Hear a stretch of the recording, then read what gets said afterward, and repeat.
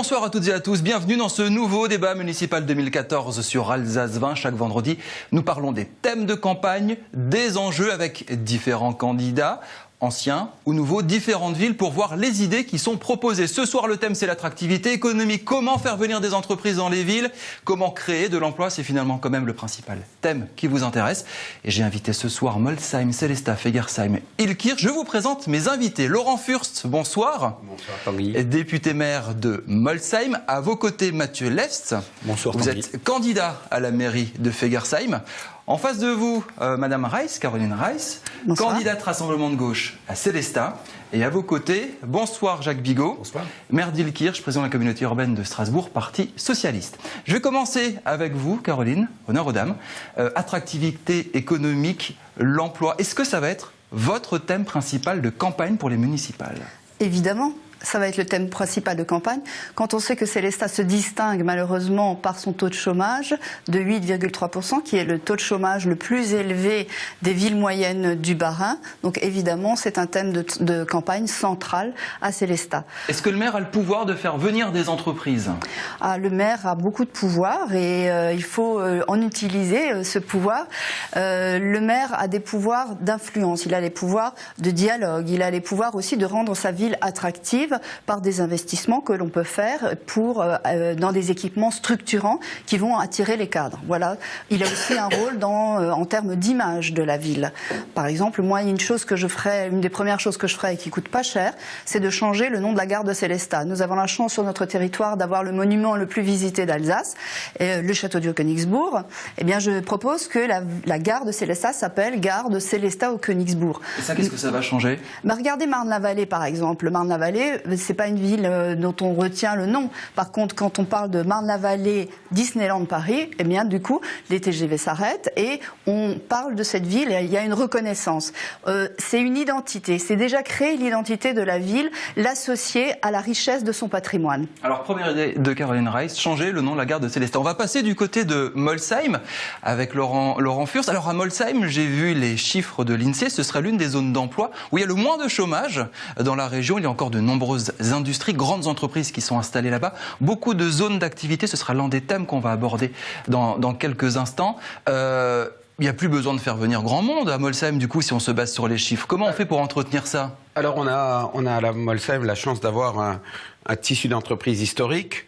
Et nous avons, sur les dernières années, réalisé 4 zones d'activité économique et installé 1200 emplois supplémentaires. 6,2% de taux de chômage à Molsheim. Alors, il faut quand même savoir qu'en 2008, avant la crise, on était à 3,5, on était au plein emploi. Donc on connaît aussi la crise économique. Il ne faut jamais relâcher les efforts qui sont faits pour régénérer le tissu économique, puisqu'il y a constamment des entreprises qui déclinent, qui ferment. Il faut que d'autres entreprises viennent ou des entreprises locales se développent. Mais j'aimerais simplement rappeler une chose. On ne peut pas faire de développement économique dans un territoire ou de manière très prégnante si globalement la nation n'est pas attractive par rapport à ses voisins. Il faut que la France soit compétitive. Deuxième élément, il faut que la région soit compétitive. Il faut qu'on ait des aéroports, il faut qu'on ait des routes, il faut qu'on ait des infrastructures de qualité pour réussir à faire du développement économique. Ça veut dire que le pouvoir du maire, finalement, il est assez limité? Oui, aucun territoire n'est un îlot. Nous sommes un territoire dans un ensemble régional et national. Et donc on se bat, nous, dans cet ensemble, comme un territoire qui fait partie de cet ensemble. Et là, il faut que nous soyons peut-être un peu plus forts que d'autres. Jacques Bigot, une réaction. Alors vous, à Illkirch, vous avez beaucoup misé sur les nouvelles technologies, par exemple. On pense au parc d'innovation. Il y a beaucoup d'entreprises dans les nouvelles recherches, les nouvelles technologies là-dessus. C'est ce qui peut aussi se démarquer par rapport à d'autres secteurs dans la région? Je rejoins Laurent Fürst sur le fait de dire que c'est compliqué, l'économie et l'emploi. C'est d'abord l'État, effectivement. C'est aussi l'Europe, faut pas l'oublier. C'est ensuite État, Europe, région. La région qui a la compétence du développement économique. On peut pas, par exemple, nous soutenir une entreprise sans avoir l'accord de la région. C'est juridiquement important. Et donc, développement économique, la région. Et puis, le rôle premier des maires, c'est dans l'organisation du territoire, comment être attractif et comment permettre l'accueil. C'est le problème de l'aménagement des zones, c'est le problème de la place, de la question du foncier. C'est ça notre première mission en tant que maire. À un moment donné, et sur la communauté urbaine, j'ai eu le même phénomène, des entreprises nous ont dit nous aurions besoin d'un endroit où on peut faire un quartier d'affaires, c'est ce qu'on essaie de faire au Wacken, parce qu'on veut trouver un secteur où on est identifié une bonne adresse. Et je rejoins ce que dit Caroline Reiss, notre travail, c'est comment nous créons cette attractivité. Une entreprise vient là où elle a l'impression que son image de marque sera renforcée. Parler avec Mathieu Levs, candidat à Fegersheim, est-ce que l'économie ne se développe qu'au travers de zones d'activité économique? Alors, il me semble qu'effectivement, le schéma tel qu'il a été conçu il y a une dizaine ou une quinzaine d'années par la CUS par rapport à ces grandes zones d'activité qui en fait font se déplacer énormément de monde en un même lieu venant de la totalité de zones différentes. Ce schéma-là doit être revu. Il me semble en effet que dans ma commune, par exemple, les gens qui travaillent intramuros dans l'espace communal sont qu'une 19%, 20%. Donc la plupart vont travailler, peut-être à Célestat, peut-être à Molsheim. Bon, généralement, c'est plutôt vers la CUS. Vers la CUS. Donc il me semble qu'en faisant des plus petites structures, on va optimaliser les déplacements. Des gens pourront aller à vélo, à pied au travail, plutôt qu'être obligés de... Si vous êtes élu, c'est ce que vous avez envie de faire créer des petites structures autour de Fegersheim? Autour de Fegersheim, et que surtout, chaque commune ait des petites structures pour éviter ce flux routier incessant. On appelle ça des navetteurs. Qu'est-ce qu'il en pense, Laurent Furs, quand il a de l'éco-parc autour de lui et des très grandes industries? On a des grandes entreprises, on a des petites structures, et aujourd'hui, chaque emploi gagné est une petite victoire et chaque emploi perdu est une grande défaite. Moi, je voudrais dire à mon voisin une chose simple, c'est qu'aujourd'hui, les gens sont mobiles sur le territoire. En réalité, on n'arrivera pas à réguler la proximité. Ce qu'il faut, c'est avoir une vraie offre de proximité, avoir un nombre d'emplois suffisant, et ensuite les gens organisent leur vie comme ils le souhaitent. Ce qui est essentiel pour nous, c'est véritablement de faire en sorte qu'un maximum d'entreprises restent dans nos territoires, quels qu'ils soient, restent dans nos territoires, et que de nouvelles soient créées, de nouveaux emplois soient créés. Jacques et Caroline, Mulhouse est confronté à un problème. Le centre-ville est en train de perdre certains commerces. Est-ce que c'est le premier vivier d'emploi de proximité, les commerces, Jacques? Et comment on fait pour les sauvegarder? Bon, sur les commerces, on a travaillé sur le commerce sur l'agglomération strasbourgeoise. La chance que nous avons dans l'agglomération, c'est que le commerce de centre-ville à Strasbourg est resté l'un des commerces les plus dynamiques de France. Je ne suis pas d'accord du tout avec ce que dit le candidat à la mairie de Fegersheim. Parce que je pense que c'est une vision très étriquée du développement économique aujourd'hui. Le port autonome de Strasbourg à l'heure actuelle est un port qui se remplit, qui a du succès. Pourquoi ? Parce que des entreprises ont envie aujourd'hui de se retrouver dans une zone portuaire bord à quai. La zone de Fegersheim qui a fait tant débat, nous n'arriverons à la commercialiser compte tenu des délais, des DUP, etc. pas avant 5 ans. Si dans 5 ans la communauté urbaine et globalement l'Alsace n'a plus de territoire à offrir à des entreprises, soit qui veulent venir, soit qui veulent se développer, à ce moment-là, nous fondrons. Et donc je pense que Molsheim a eu un succès à un moment donné, parce que à proximité de la métropole strasbourgeoise, à 20 km se trouvait Molsheim qui avait une capacité d'attractivité. Et vous drainez sur tout le bassin de la communauté urbaine jusqu'au fond de la vallée de la Bouche. C'est comme ça que ça fonctionne. Et penser aujourd'hui que les gens, on va leur trouver un emploi de proximité, c'est même ignorer qu'il y a des ménages, il y a des couples avec un homme et une femme qui travaillent, et que trouver un emploi pour tous les deux au même endroit, c'est une gageure impossible. Et c'est ignoré aussi demain la question du télétravail, la question de l'usage du numérique et la manière dont les entreprises auront aussi besoin dans les zones d'activité, non seulement d'avoir de l'accessibilité en transport, mais également de l'accessibilité au numérique. On va vous laisser répondre Mathieu, puis ensuite Célestin rapidement. Oui. Répondez-lui en quelques secondes. Je rebondis effectivement avec le e-commerce. Et cette économie qui se développe, il va y avoir certains économistes, plus de 10% d'entreprises qui vont disparaître et qui vont créer des friches industrielles nouvelles. Donc je pense que le fait de repenser un petit peu un schéma avec une situation actuelle autre que celui qui a été pensé il y a 10-15 ans, ce n'est pas inintéressant. C'est ce que réclame aussi. Ce n'est pas inintéressant. Donc, si il y a tant d'entreprises qui vont fermer, pourquoi prendrions-nous des terres agricoles pour le développement? On va y venir. On va passer de nouveau à Célestat pour vous répondre à cette question. L'emploi de proximité, le commerce, ces fameuses zones d'activité. À Célestat, la question du commerce de centre-ville est extrêmement préoccupante. Nous assistons à des disparitions d'enseignes, à des fermetures de magasins de façon tout à fait inquiétante depuis quelques années. Alors, c'est dû à plusieurs choses, mais essentiellement à la paupérisation du centre-ville. Nous avons l'apparition, l'émergence depuis quelques années d'une sorte de ghetto qui se crée au centre-ville à cause de l'habitat qui a été refait, qui devient un habitat socialement intéressant. Alors, et ça a des répercussions, c'est une considération sociale, mais qui a des répercussions économiques aussi. Le maire de Célestat n'est pas là pour pouvoir vous répondre, mais vous, qu'est-ce que vous feriez pour soutenir ce commerce? Est-ce qu'on crée de nouvelles zones? Est-ce qu'on crée un centre commercial? Est-ce qu'on rend les parkings gratuits en phase 2? Parce que c'est aussi une problématique. On a à Célestat, vous le savez, un centre-ville historique qui est magnifique. Donc il faut, je pense, réfléchir, encore une fois, se mettre les gens autour d'une table et réfléchir à la manière de valoriser par des circulations douces ce centre-ville. Circulation douce, c'est quoi? Le vélo, par exemple? Bien sûr, c'est le vélo. On fait comme à Strasbourg, on rend multiplier les zones de rencontre. Ah, mais oui, on a un centre-ville qui est tout petit et on veut y arriver en voiture jusqu'au bout. Je pense qu'il y a des zones, nous on fera, en tout cas, moi je ferai en sorte qu'il y ait au moins 2 places qui soient entièrement piétonnisées à l'avenir à Célestat. On discutera avec tous les acteurs.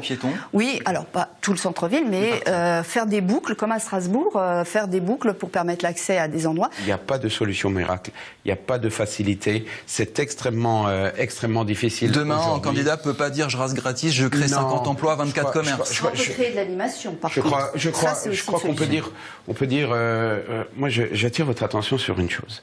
Lorsqu'on n'est pas aux affaires, lorsqu'on ne gère pas une collectivité, on a des belles idées très généreuses et on se dit, tiens, il n'y a qu'à Faucon et tout ira bien.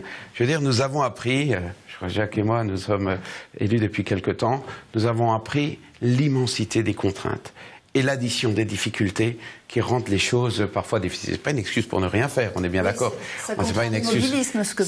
C'est pas une excuse pour ne rien faire, mais en tout cas, ne glissons pas trop facilement sur le terrain de la critique excessive ou sur le terrain des promesses faciles. L'avantage de ne pas être élu, c'est de ne pas avoir un mauvais bilan, ce qui est déjà, pour certains, certainement problématique. Mais je ne parle pas d'aucunement de l'un d'entre nous. Mais voilà, je ne me permettrai pas. Face aux difficultés du commerce, donc par exemple, si on reprend l'idée de Laurent Furst de dire c'est difficile de pouvoir agir directement. De proximité, effectivement. Là, on parle de la boulangerie du centre de Fegersheim. Voilà, exactement. Ça me semble vraiment le type de commerce qui, à Fegersheim, va, d'une part, nourrir l'objectif que j'avais. Les commerçants habitent généralement sur le lieu.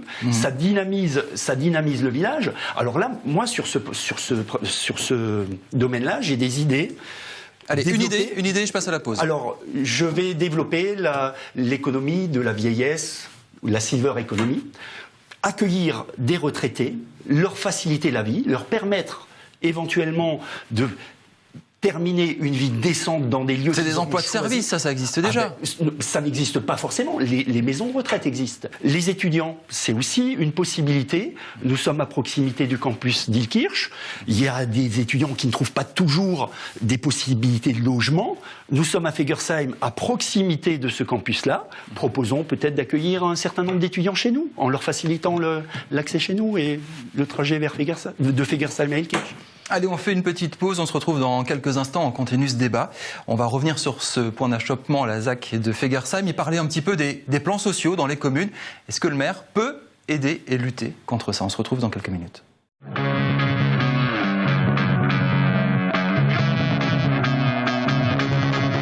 Municipal, les enjeux suite avec l'attractivité économique des villes. Comment créer de l'emploi?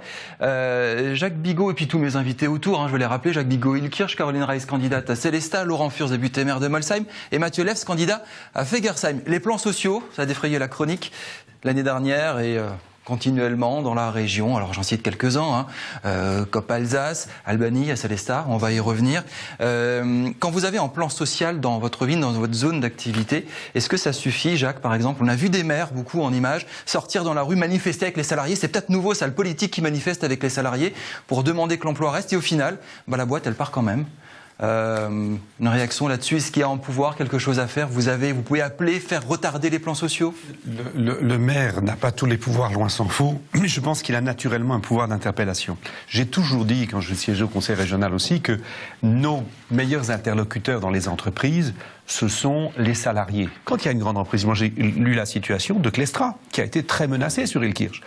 Heureusement qu'un travail a pu être fait avec les autorités de l'État, avec le ministre du redressement productif, avec son commissaire au redressement productif en Alsace, Jacques Muller, qui est quelqu'un d'exceptionnel, qui se bat, auquel on peut téléphoner quasiment nuit et jour, pour essayer de trouver des repreneurs, pour trouver des solutions, et des solutions qui soient durables.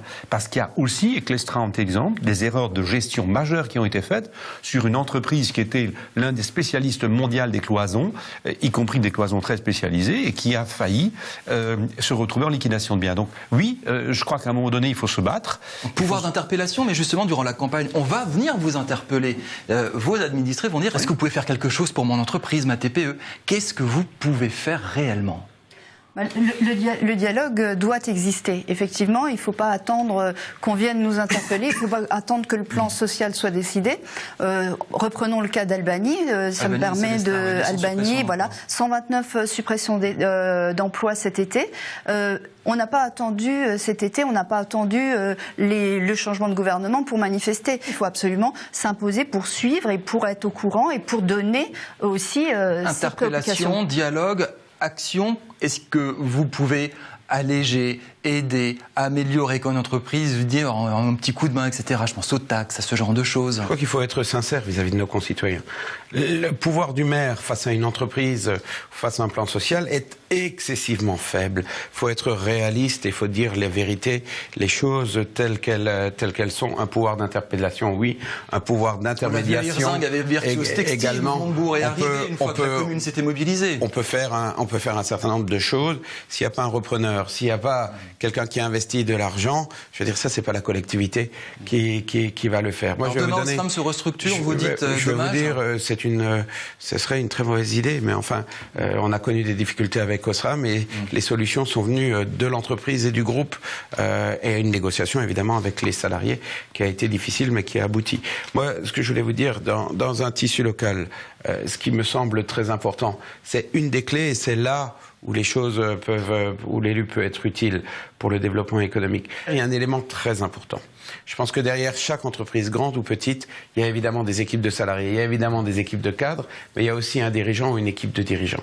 C'est la capacité des élus à avoir une relation de confiance avec les dirigeants des entreprises, qu'elles soient petites, qu'elles soient grandes, qu'elles soient indépendantes. C'est essentiel. Moi, j'ai rencontré les dirigeants des grandes entreprises à Célestat et on a eu cet échange et eux, on a parlé d'attractivité. Je leur ai demandé qu'est-ce qui vous intéresse, qu'est-ce qu'il vous faut. Et ils disent, il faut que la ville soit plus dynamique, il faut que nos cadres puissent sortir, il faut des équipements structurants, il faut une nouvelle salle de concert. Voilà, c'est des choses qu'on a entendues. Il faut qu'il y ait des endroits pour des écoles qui soient performantes aussi pour les enfants de ces cadres. Je pense qu'il faut éviter de mettre les territoires en opposition les uns par rapport aux autres, faire un genre de dumping, essayer de rabaisser ces taxes, rendre moins cher ailleurs, parce qu'on lance un mauvais signal aux entrepreneurs, et s'ils s'installent à un endroit, ils vont trouver peut-être 5, 10 ou 15 ans après un autre endroit moins cher, et du coup Ils ne vont pas déménager de 10 km. Hein.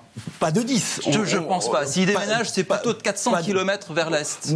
Pas toujours non plus. Certaines anciennes y auraient peut-être aussi intérêt simplement pour s'agrandir, à trouver pour quelques mètres carrés en plus ou pour une accessibilité à se déplacer. Mais c'est pas là où je voulais en venir. Ce que je veux dire par là, si c'est simplement la taxe ou le coût du foncier qui détermine la venue de l'entreprise, je pense que le schéma est faux au départ. Il faut, à mon sens, proposer en tant qu'élu une interaction entre les entreprises d'un même secteur, proposer des crèches, proposer un service, proposer une communication, un lien, se rendre utile, que les entreprises sentent qu'il y a un peu plus que simplement un coût et du foncier. Et à ce moment-là, on a peut-être plus de chances de fidéliser un tissu économique dans une zone. Mais pourquoi croyez-vous que Lily, sur le territoire de la commune où vous voulez être le maire, vient d'investir 90 millions d'euros pour son développement?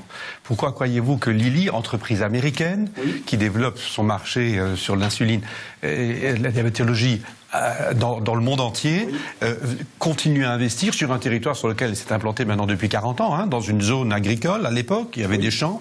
Elle est venue s'implanter là, elle s'est développée et aujourd'hui elle a envie de rester parce que effectivement, il y a sa situation au cœur de l'Europe, il y a sa situation à proximité d'une université avec 3 prix Nobel, c'est important, ça fait partie de l'attractivité et il y a aussi effectivement la possibilité de foncier. Vous parliez tout à l'heure de la aide 1083, moi j'ai dit au président du Conseil général Guy-Dominique Kennel, dès 2008, et l'entreprise lui a dit, le plus urgent, c'est d'arriver à faire une accessibilité satisfaisante à cette entreprise, qui est une des plus grandes entreprises de l'agglomération. C'est ça ce qui est important. Et je pense que c'est tout, c'est un ensemble. Laurent Furst, très rapidement. C'est ça l'équilibre. Je voulais vous dire, très rapidement. On est à la fois les territoires, on est tous en concurrence et on est tous complémentaires entre nous. Je veux dire, le territoire de Molsheim n'ira jamais bien si la Vécus va mal. Mais évidemment... Et tant qu'à faire, si une entreprise peut venir à Molsheim plutôt qu'à Elkirch... Évidemment, je suis là pour ça. Et là, c'est pareil pour Colmar, Célestat... Mais en même temps, on est concurrents.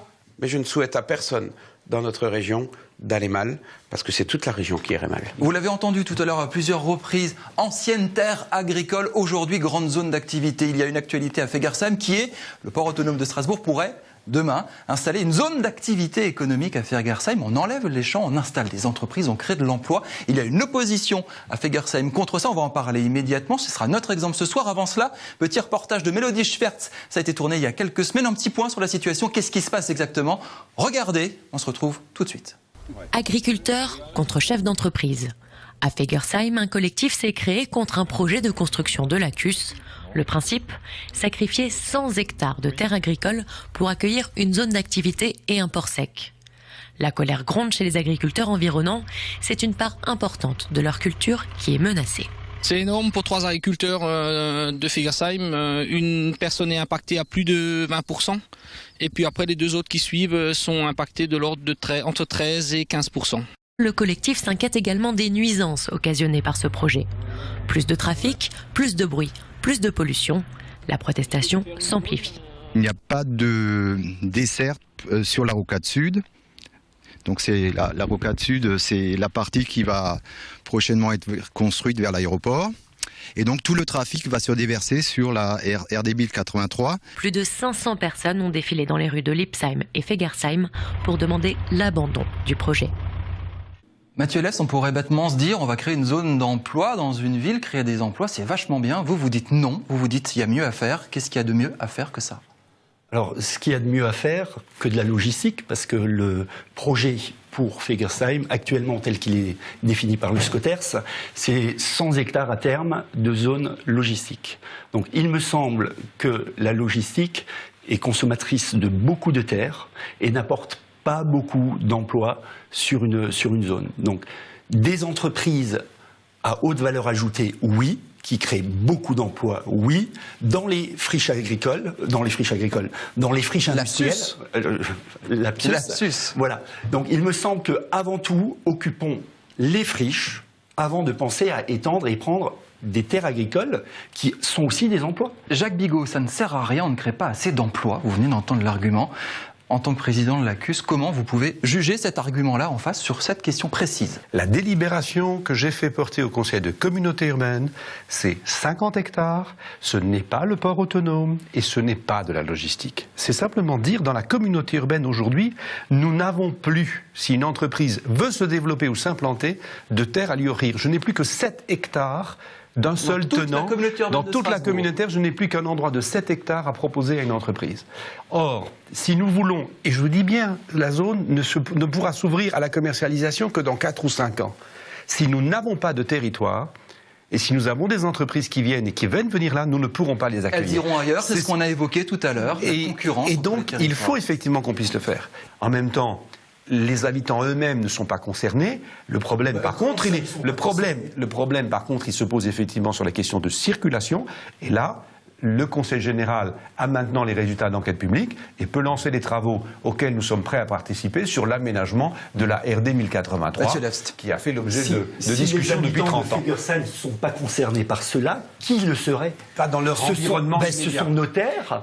Vous avez 50 hectares dédiés à des entreprises qui peuvent créer de l'emploi. Est-ce que ça vaut pas le coup d'essayer par rapport à 2-3 agriculteurs? La balance présentée comme ça, est-ce que ça vaudrait pas le coup d'essayer? Absolument pas. Nous disposons en tout et pour tout de 625 hectares. 400 sont déjà pris. Il nous reste 225 hectares pour un développement ultérieur. Si on nous enlève 100 hectares de quelconque activité, nous n'aurons plus aucune possibilité ultérieure de développement de notre village. Où mettrons-nous nos habitants? Comment va-t-on faire à Fegersheim pour les aménagements, pour les infrastructures? Vous ne les mettrez pas au bord de la RD 1083, c'est l'erreur qui a été faite à l'époque et les habitants s'en plaignent. Voilà. Monsieur Bigot, je vous rappelle quand même qu'il va y avoir un aménagement de la RD et qu'à terme, nous allons avoir la possibilité d'étendre notre village de l'autre côté de cette RD. Laurent Furst, une petite idée sur ce que vous entendez là? Sans entreprise, on n'est rien. Pour que les entreprises fonctionnent, on a besoin de logistique. Très facile de dire la logistique doit toujours être chez le voisin. Il faut bien qu'on ait un système de logistique qui permette de faire fonctionner notre tissu économique. Vous l'aimeriez bien, cette zone d'activité? Alors, nous, on l'a, mais elle est vide. Alors, le problème, c'est que c'est les stades. Elle se remplit. Oui. Arrêtons un excès de démagogie. Je passe le long de cette route, elle se remplit. Laissons parler Madame Reiss rapidement. Alors, si selon vous, elle est vide, je pense que Marcel Bauer n'est pas tout à fait d'accord, mais si selon vous elle est vide, on la remplit avec. On pourrait accompagner, là la ville et l'élu peut le faire, accompagner une pépinière d'entreprise, lui donner les moyens de diffuser, notamment dans les nouvelles technologies. L'électromobilité, par exemple, a connu un bond l'année dernière de 94%. Nous, on est absents à Célestat. Donc à Célestat, on met des nouvelles technologies. Voilà. La caractéristique aussi des entreprises, c'est d'anticiper et elles vont voir les différents candidats. C'est pour ça que moi aussi, j'ai été approchée au même titre que Marcel Bauer. Ce débat touche à sa fin. Merci beaucoup d'avoir participé. J'espère que vous avez bien compris tous les enjeux de cette attractivité économique. Merci beaucoup Jacques Bigot à Illkirch, Caroline Reiss, candidate à Célestat, Laurent Furst, député maire de Molsheim et Mathieu Lefst à Fegersheim. On se retrouve la semaine prochaine avec un nouveau débat. Nous allons parler des impôts et des taxes. Est-ce qu'on augmente ou on baisse les impôts dans les communes? On va parler de douloureux. Alsace 20 continue avec le magazine scientifique Lab 20 tourné à Strasbourg, plongé dans les laboratoires. On va vous parler des nouveaux matériaux ce soir, les polymères. Vous révisez, je vous interroge la semaine prochaine. Salut, bon week-end.